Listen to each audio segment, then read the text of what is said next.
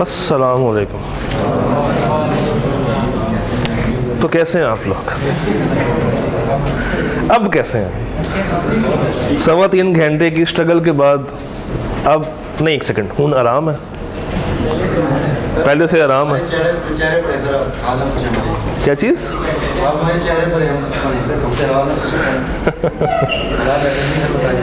How was the mock? क्या feedback है mock के ऊपर? मुश्किल था, आसान था, एवरेज था, मुनासिब था? अगर चीज़ें आती होती तो चीज़ें मैनेजेबल थी, कुछ ऐसा ही था। कोशिश तो ये की थी कि ICAP के पेपर को सामने रखते हुए पिछले 5 साल पेपर को देखते हुए इसको सेट किया जाए, पूरी की पूरी ग्रिड को फॉलो किया जाए, ताकि आपको एक फ़ील आए कि आप लोग बिल्कुल ICAP के अंदर बैठे हुए और ICAP जैसा ही पेपर अटैम्प्ट कर रहे हैं। तो वो फील आई कि नहीं आई? वो फील तो आनी चाहिए थी। अच्छा जी, किस किस का पूरा अटैम्प्ट हुआ? बिजनेस लॉ के अंदर तो ये एक्सपेक्टेशन है कि बच्चों का पूरा अटैम्प्ट हुआ होगा। किसका नहीं हुआ? ये कहाँ से निकले बच्चे? क्यों क्यों क्यों वाई? टाइम मैनेजमेंट नहीं हुई। अच्छा, और कोई रीज़न यहाँ से? टाइम मैनेजमेंट ही एक पार्ट रह गया था, मगर क्यों रह गया था? समझ नहीं आ रही थी। तो एक रीज़न मेरे पास आई टाइम मैनेजमेंट की, एक रीज़न मेरे पास आई है कि क्वेश्चन की रिक्वायरमेंट हमें समझ नहीं आ रही थी। तो सर यही तो पर्पस था कि आपको बिठाया जाए, 3-3.25 घंटों के लिए कमरे में बंद किया जाए और आपसे कहा जाए हुन लिखो, और इतना लिखो कि हाथ में दर्द शुरू हो जाए। दर्द तो नहीं हो रहा हाथों में? पक्की बात है, कंधे मजबूत है। Any problem which you faced during the paper? चीज़ें सारी मैनेज हो गई थी? ठीक है। किसी को बहुत प्यास लगी हो पेपर में? लगी? किसी का पेट खराब हो गया हो बीच में? ये सारे फैक्ट्स हैं। ICAP में जाके ऐसा हो सकता है। आपको प्यास भी लग सकती है टेंशन से, परेशानी से, आपका पेट भी ख़राब हो सकता है, आप बार बार वॉशरूम जा रहे हैं, जो कि पेपर को अफेक्ट करेगा। तो कोशिश ये करनी है कि लाइट सा एक नाश्ता करके जाएं एग्ज़ाम में, ताकि वहाँ पे जाके आप ज़्यादा स्ट्रगल ना कर रहे हों उसको डाइजेस्ट करने में, और काम के ऊपर आपको ज़्यादा फोकस हो। शुरू करते हैं डिस्कशन। और पेपर में कितने स्ट्रेट फॉरवर्ड सवाल थे? मेरा पहला सवाल, क्या पेपर में कोई 30 नंबर के स्ट्रेट फॉरवर्ड सवाल थे? आइए देख लेते हैं। अच्छा, आई अज्यूम कि जो ऑनलाइन वाले हजरात हैं उन्होंने या तो अटेम्प्ट किया है, या अगर नहीं भी किया तो उनके हाथ में ये पेपर फिजिकल फॉर्म में होना चाहिए अगर आप ये रिकॉर्डिंग सुन रहे हैं तो। क्वेश्चन नंबर 2, जब आपने पेपर पकड़ा, जब आपको पेपर डिस्ट्रीब्यूट हुआ, तो अप्रोच क्या थी आपकी? पहले आप लोगों ने देखा होगा कि कौन से सवाल क्रैमिंग वाले और किन को मुझे पहले अटेम्प्ट करना चाहिए। वो पेपर उल्टा शुरू किया था या स्ट्रेट? हम उल्टा स्टार्ट कर लेते हैं। तो लास्ट पेज तो डेडिकेटेड था ऑन नेगोशिएबल, और उससे ऊपर हमें नजर आता है क्वेश्चन नंबर 9 के अंदर चैप्टर 16, 17 और 18। तो क्वेश्चन नंबर 9A क्लियर था, इसमें तो कोई मसले वाली बात नहीं है, पक्का? And what about 9B? क्या किया 9B का? अक्सर बच्चों की ना एक फरमाइश होती थी कि सर चैप्टर 18 में से अगर ICAP लॉजिकल सवाल बनाएगा तो कैसा लगेगा। मैंने कहा बना देते हैं। तो अच्छा, वेरी गुड। टेक्निकली ये टाइप 2 सवाल था, जिसमें आपने लिखना तो क्या था, रट्टा ही लिखना था, मगर ऊपर बस 2 नाम उसने दे दिए और आपने उन नामों को यूज़ करते हुए क्रैमिंग की वर्डिंग्स, जो जितना लंबा प्रोसीजर था वो सारा का सारा आपने रिप्रोड्यूस कर देना था फॉर 8 मार्क्स। हो गया था? श्योर? हाँ, आने चाहिए थे, 8 नंबर थे ना। अच्छा जी, question number 10A, explain different types of crossing of cheques. कोई issue? How many types are there? कौन कौन सी? जनरल, ठीक है। 10B में क्या था? अदनान ओज ₹2.5 लाख टूवर्ड्स रहमत and undertakes to endorse a bill of exchange in his favor in order to settle the debt. आपने एक्सप्लेन करना था essentials of valid endorsement as he wants to ensure the bill of exchange is properly endorsed. तो type 2 आपने टक टक टक करके लिख दिए होंगे। जी सर, क्या चीज़?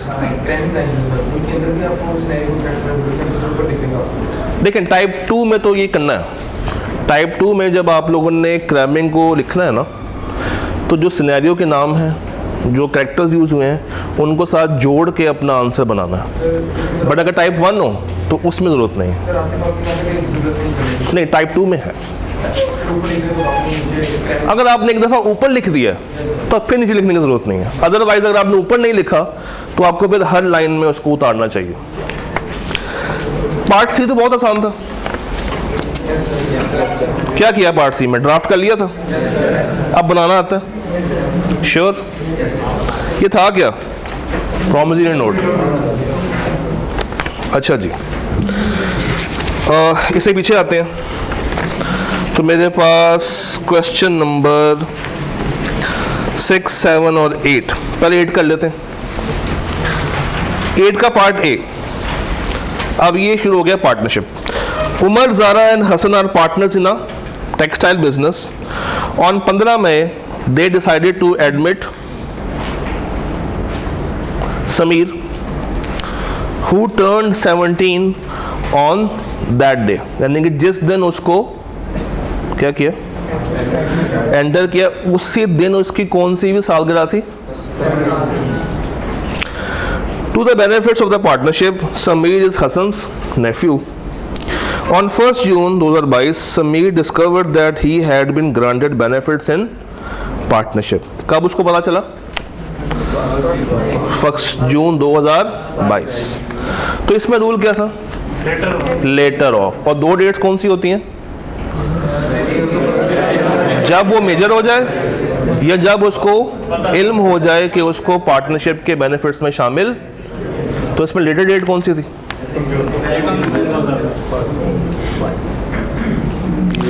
और उसके बाद आपने क्या बताना था? Also explain is liability. तो ये तो आसान सवाल था, उतना मुश्किल सवाल नहीं है। Amar Akbar Anthony are carrying on agricultural business in the partnership. They have agreed to share the profits in the ratio 4:3 to 2. Anthony is not liable for the losses. Analyze करें and comment करें नीचे की गई 2 situations के ऊपर। Number 1, Amar, who is responsible for procurement, has suggested to buy seeds and pesticides from Usama Enterprise, a supplier of crop products. As the seeds and pesticides offered by him are of good quality और एक very reasonable price पे वो मिल जाते हैं। However, Akbar is not in agreement with Amar. क्या किया? क्या पूरा बिजनेस चेंज हो रहा था? एग्जिस्टिंग बिजनेस के अंदर कुछ चेंज है? तो ऑल पार्टनर्स या मेजॉरिटी? मेजॉरिटी। और नीचे क्या हो रहा है? हैवी फ्लड्स हैं।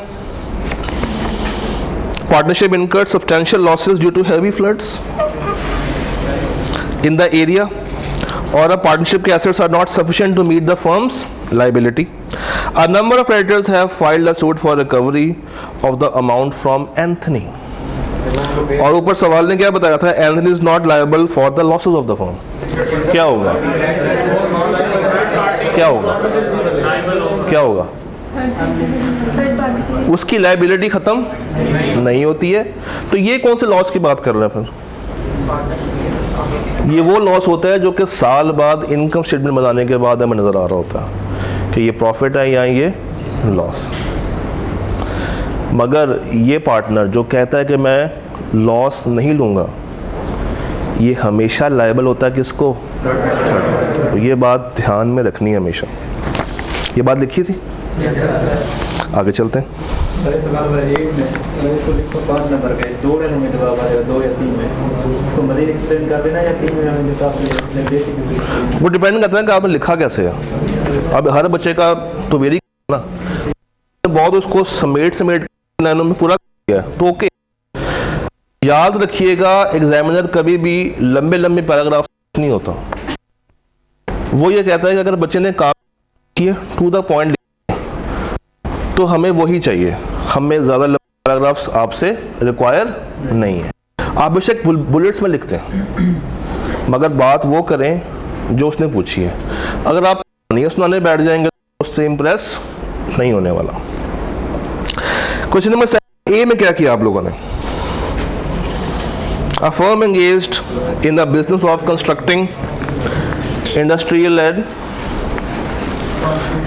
क्या किया? ट्रांसफर। तो कौन कौन ट्रांसफर तक पहुंच गया था? बेहतरीन हो गया। और नीचे तो आपने बस रटा मार दिया होगा, बुक में भी 8 है। आखिरी पॉइंट में और है तो वो 2 पॉइंट उससे बनते हैं। पॉइंट नीचे एंड पे लिखा हुआ है बैंक वाला, तो 8 पूरे हो जाते हैं। तो ऐवी नहीं 8 गिन के 8 लिखे थे हैं। यहाँ भूल जाए काबिल कबूल है, वहाँ नहीं भूलना अगर सवाल आ गया तो। अच्छा जी, 6A magpie traders agreed to supply building materials to EC on 15th September. On 15th September.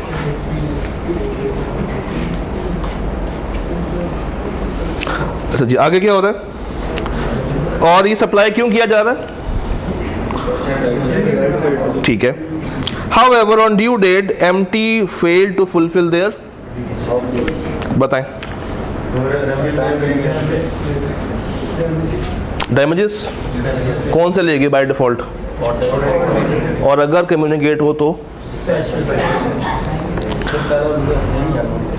ये लिखा हुआ था assume time was essence of the contract. अब अगर आप थोड़े से अक्लमंद होते हैं ना तो चैप्टर 6 के अंदर एक टेबल बना हुआ, ये रटा था। ये टाइप 2 सवाल है बेसिकली। आपने वो पूरा टेबल, मगर कौन सा पार्ट? जब टाइम एसेंस है वो सिर्फ उठा के आपने छाप देना था और ऊपर सिनेरियो को लिंक कर देना था। That's it. उसमें और उसी के अंदर आपको वो तमाम डैमेजेस भी लिखे लिखाए मिल जाते हैं। किया था ऐसा ही नहीं किया था? अल्लाह करे। हैं? नहीं किया, मुझे उम्मीद थी। 6B what would be your answer in A? अगर इसी ने बिल्डिंग मटेरियल किसी दूसरे सप्लायर से बाय कर लिया है and also had to pay a penalty of 2 lakh to the owner for construction delay, क्या मिलेगा क्या नहीं मिलेगा? ऑर्डिनरी मिलेगा, मगर ये 2 लाख वाली अमाउंट अगर शुरू में बताई होती तो उसको मिल जाती, अब अदरवाइज नहीं। हाँ। अच्छा जी, 5 का C, एक बंगलो बनना था और हम किस पे डिपेंड कर रहे हैं? एक आर्किटेक्ट पे। वेजरिंग है क्या? ये वेजरिंग है? ये कंटिंजेंट एग्रीमेंट है। और कंटिंजेंट वैलिड होते हैं या वॉइड होते हैं? 5 का B क्या किया? और ये तो आसान था। क्या रूल है इसमें? सब्जेक्ट को नहीं तोड़ सकते, ऑब्जेक्ट को। कोशिश ये की थी कि हर चैप्टर में से हर एरिया टेस्ट किया जाए और ऐसा हुआ भी है। मेजॉरिटी जितने इंपॉर्टेंट एरियाज हैं वो इस मॉक में टेस्ट हो रखे हैं। 5A का क्या किया, किस तरह किया है? अब आप लोगों ने पढ़ा होगा यार ये सवाल तो पास पेपर का था, किसी के ज़हन में आया था, मगर टेबल चेंज था। टेबल पूरा का पूरा चेंज था। तो 220 की पेमेंट आई है। सबसे पहले मैं किसको माइनस करूंगा? 60 को। कितना रह गया मेरे पास? एक 60 रह गया।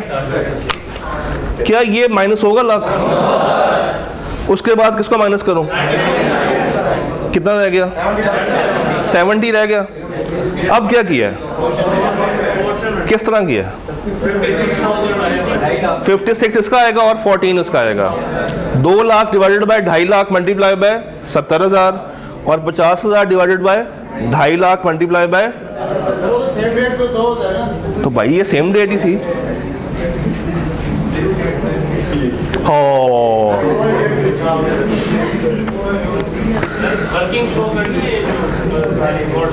हाँ 5 नंबर है ना।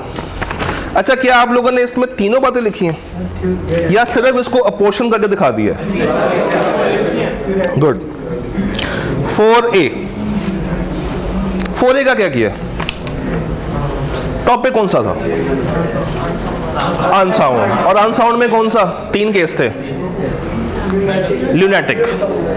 और उस पे बर्डन ऑफ प्रूफ किस में होता है? ल्यूनेटिक का बर्डन ऑफ प्रूफ किस पे जाता है? फैमिली पे, रिलेटिव्स पे, जो कहते हैं कि ये उस वक्त साउंड माइंडेड है कि आप जाके कॉन्ट्रैक्ट कर लें। ये बात क्लियर हुई? हाँ, दोनों बातें लिख सकते हैं। दोनों लिख सकते हैं। कि अगर अनसाउंड हो तो नहीं हो सकता साउंड। हाँ, वो तो करना ही था। अच्छा जी, जी जी ये जो क्वेश्चन नंबर 5 का है जी जी 5 का ए जी, इसके जो 220 अमाउंट है जी जी, अगर बाय मिस्टेक हम 2 लाख से लेकर चले पूरे क्वेश्चन में, यानी कि आपने 2 लाख से कर दिया है। Very good. अब आपने कह देंगे सर वो न्यूमेरिकल में तो ये होता है कि वो फिगर्स वो वर्किंग दिखी जाती है और इस तरह नहीं, मगर ये पेपर न्यूमेरिकल नहीं ना। अच्छा जी, मुबारक हो जी। एक आधा नंबर शायद मिल जाए, थ्योरी के मिल जाएंगे। अगर आपने थ्योरी लिखी है ना उसके आपको मार्क्स मिल जाएंगे, मगर वर्किंग के मार्क्स कट जाएंगे। अच्छा जी, 4A ये हो गया हमारा। 4B का क्या किया? वाह,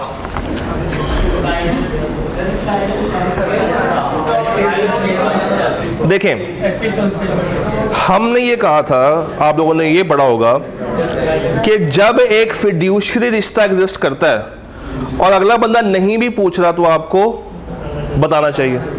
इस केस में था, तो क्या इस केस में उसका बताना बनता था? तो अगर वो खामोश है तो उसने सही किया, उसने गलत किया? सही किया। हो ना नाम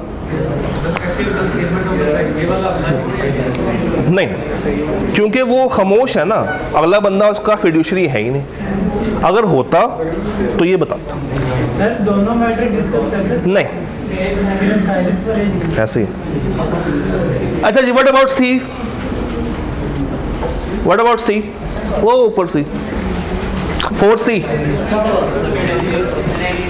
सर एग्रीमेंट वाइड क्योंकि एक अनसर्टेनिटी सर कंसल्टेशन में अनसर्टेनिटी और दूसरा ये था कि जो chain of legal. Sir ji इसमें 2 बातें थी। एक सप्लाई ऑफ कॉटन है, क्या है? Supply of leather goods. तो क्या ये वॉइड होता है? ये वैलिड है, मगर वॉइड क्या था इसमें? Agreement in restraint of legal proceedings. तो क्या दोनों बातें लिखी हैं? Yes sir. कि जो चीज़ वैलिड है वो वैलिड है, जो चीज़ वॉइड है वो, तो ये पार्टली वैलिड और पार्टली वॉइड है।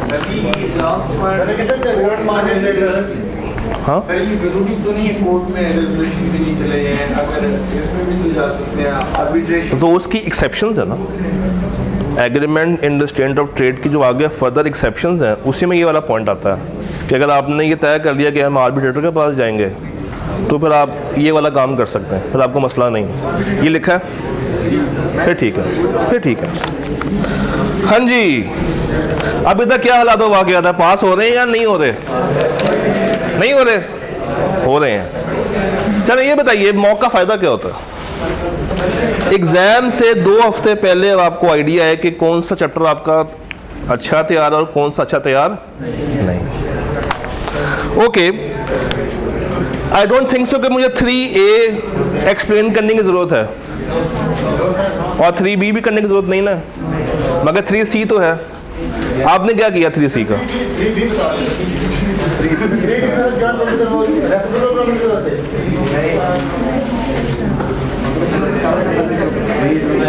ये बात पूछना कहाँ से पढ़ा है? मैंने खुद से पढ़ा है। 3C पे आते हैं।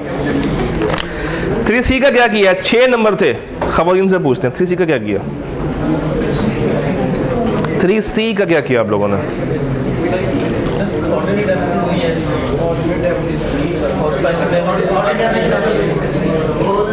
ऑर्डिनरी, स्पेशल,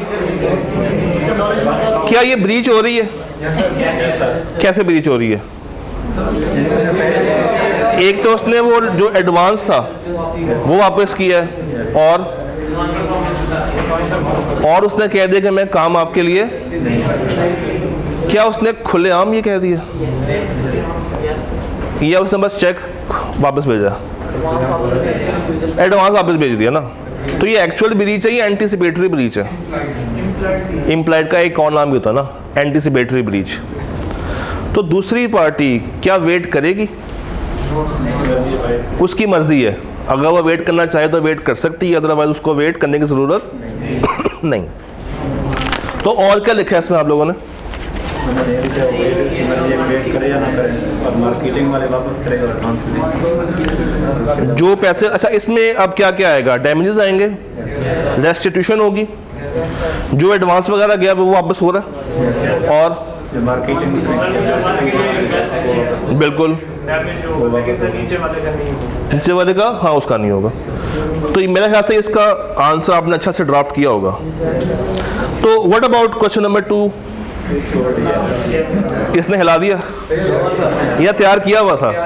ये कुछ सवाल ना जान के मुश्किल रखता हूँ, उसका पर्पज़ होता है कि बच्चे जब तैयारी कर रहे होते हैं ना, बच्चे कहते हैं यार अच्छा ये तो नहीं आने वाला, मगर कभी कभी उस तरह की चीज़ें आ जाती हैं। और ICAP ने जो पूछा था वो गालिबन 5 और 7 था, है ना? तो मान लो 3, 4 टेस्ट कर लेते हैं, शायद आप लोगों ने तैयार किया हो। अब इसमें 2 बातें हैं, एक तो वो टेबल है, एक उस टेबल की समरी भी है। तो समरी लिखी है या टेबल में से बात लिखी है? अगर कुछ भी लिख दिया ना, दैट इज़ इक्वली वैलिड, उसके मार्क्स आपके नहीं कटेंगे। अगर आपने उसको शॉर्ट करके भी लिखा है तो एटलीस्ट लिखा तो है ना, तो उसके नंबर आपके नहीं कट। जी ठीक है, ओके। व्हाट अबाउट MCQs करें? अच्छा एक मैं बात ऑन कैमरा ज़रा कर लूँ, मैंने पहले भी आपको कही हुई है, दोबारा करना चाहता हूँ क्योंकि मुझे पता आप लोग भूल जाते हैं। जब आप लोग एग्ज़ाम से बाहर आए, MCQs को डिस्कस नहीं करना। क्या हो?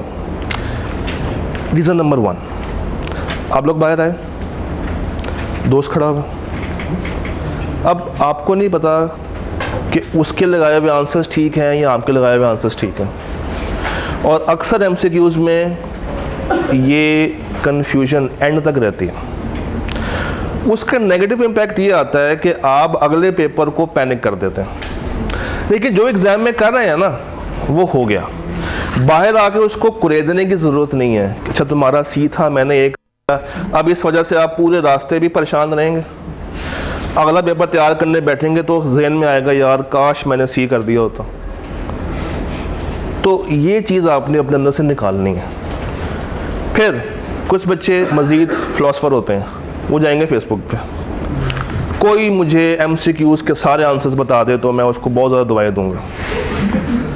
फिर कुछ टीचर्स भी शेयर कर रहे होते हैं, मगर kindly giving all respect to them, ICAP के आंसर्स कभी कभी उनसे भी वेरी कर जाते हैं।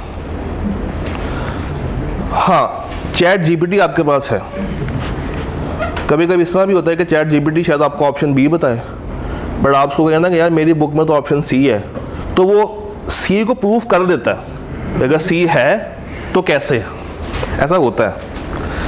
तो रिक्वेस्ट आपसे ये है कि आपने पेपर के बाद अगले पेपर तक, जब तक पेपर ख़त्म नहीं होते, MCQs को डिस्कस, एक दफ़ा पेपर ख़त्म हो जाए उसके बाद शोर मचाते रहें। उसके बाद का इशू नहीं है, क्योंकि तब तक आप लोगों ने भी भूल जाना कि मैंने क्या टिक किया था, क्या टिक नहीं किया था, और तब तक आपके जहन में बिल्कुल जो है ना वो एक प्रोविजन बैठ गई होगी, हाँ यार ये पास है ये फेल। अच्छा जी, इसको देख लेते हैं।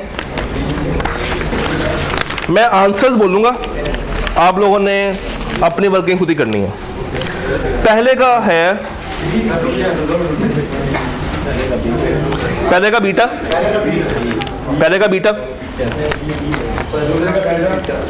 मैं बोल रहा हूँ, यहाँ बोल रहे, पहले का बीटा, दूसरे का अल्फा, देखा शक्लों में 12 बज गए। सेकंड का अल्फा, थर्ड का बीटा, सेकंड अल्फा। पहले नोट कर लें, उसके बाद डिबेट कर लेते हैं। First beta, second alpha, third beta,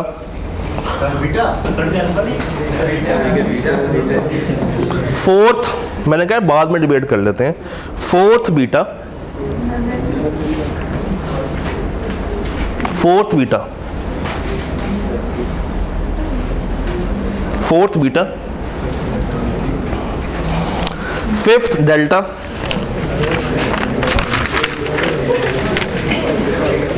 sixth alpha, sixth alpha, seventh delta, फिर वही बात कर रहे हो ना, seventh delta, eighth Charlie, ninth beta, 10th beta, 11th delta. Next page पे आ जाए। 12th चार्ली,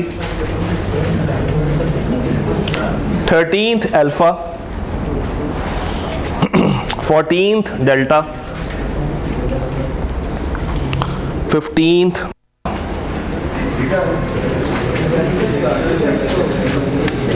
हाँ जी, कोई है जिसके पूरे के पूरे 15 ठीक? Anyone in the house? Anyone in the house? Anyone in the house? No one in the house. किसी के 14 ठीक हो? Oh good. किसी के 13 ठीक हो? किसी के 2 ठीक हो? किसी के 10 तक ठीक हो? 10 से ऑनवर्ड्स, 10 से ऑनवर्ड्स ठीक है। ये जो 10 से ऑनवर्ड्स गए ना, it is a very good position. क्योंकि देखें बताऊं, पेपर बिजनेस लॉ का 2 चीज़ें पास करवाती हैं, एक एमसीक्यू उसके अंदर अच्छी परफॉर्मेंस, दूसरा क्रैमिंग वाले क्वेश्चंस। लॉजिकल सवालों ने सिर्फ आपको टेंशन देनी है, उन्होंने आपको पास नहीं करवाना। जो क्रैमिंग के 30-40 नंबर हैं और एमसीक्यूज, क्रैमिंग में टाइप 1 टाइप 2 दोनों मिला के बात कर रहा हूँ, ये की है टू पास द एग्जाम। जब आप एग्जाम में जाएं, पहले घंटे में क्या करना है? सारे के सारे क्रैमिंग बेस्ड सवाल, और वो भी कौन से जो आपको पता है फॉर श्योर क्रैमिंग के टेस्ट होने ही होने हैं। चैप्टर 1, 16, 17 और 18। जब आप इससे फ्री हो जाएं तो कॉन्ट्रैक्ट एक्ट में से चैप्टर 2 का सवाल तलाश करें, आसान होता है उसका। हाँ, चैप्टर, एक सेकंड, अगले मॉक में हम टेस्ट करें। उसके बाद चैप्टर 3, चैप्टर 3 में जो कंसिडरेशन वाला पोर्शन है वो आसान है। चैप्टर 4 से लॉजिकल सवाल निकलता है, मगर चैप्टर 4 में वॉइड एग्रीमेंट्स के अंदर जो एक्सेप्शंस हैं और चैप्टर 4 के अंदर जो डिफरेंसेस हैं बिटवीन कोर्शन और अनड्यू, बिटवीन फ्रॉड और मिसरिप्रेजेंटेशन, ये सवाल क्रैमिंग से टेस्ट हो सकते हैं। चैप्टर 5, 8, 9 और 10 ये चारों क्या हैं? क्रैमिंग। 9 को वो 6, 7 के साथ मिला के भी टेस्ट कर सकता है। 6, 7 लॉजिकल पॉइंट ऑफ व्यू से बहुत ज़्यादा इंपॉर्टेंट, मगर 6 के अंदर भी कुछ क्रैमिंग है, जिस तरह essentials of valid tender, appropriation वाला सवाल। फिर 7 के अंदर रेसिप्रोकल वाली बातें, तो वहाँ से भी क्रैमिंग निकल आती है। आ जाए पार्टनरशिप पे, 11, 12, 13 लॉजिकल, 12 सीम्स लॉजिकल और 11 रटा। 14, 15 इज क्रैमिंग, 14 इज टाइप 2 सवाल। पूछने को लॉजिकल सवाल भी पूछ सकता है, और जब मूड में हो तो बहुत आसान सवाल दे के आपको पास करने की पोजीशन में लेके आ सकता है। अब जब आप लोगों ने रिवीजन करनी है तो कुछ चैप्टर्स पे बहुत फोकस करना है। लिख लें अगर आपके पास कागज़ कलम दवात है।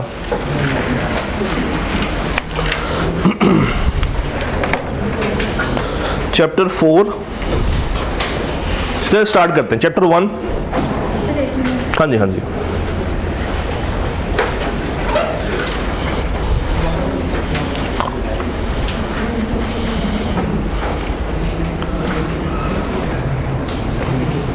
लिखवाऊं। पहला, चौथा, छठा, सातवां, नौवां, 13वां, 14वां, 18वां, बल्कि 18वें से पहले लिख लें 16 एंड 18। ये वो चैप्टर्स हैं जो कि आपको पानी की तरह आने चाहिए। अगर आप कोई भी अटैम्प्ट खोलें पिछली, इवन यही मॉक पकड़ लें, आपको more than 60% paper in chapters से निकलेगा। कभी ट्राई कीजिएगा। उसके बाद चैप्टर 2, चैप्टर 3, ये मैं आ गया हूँ सेकंड कैटेगरी पे। Chapter 2, chapter 3,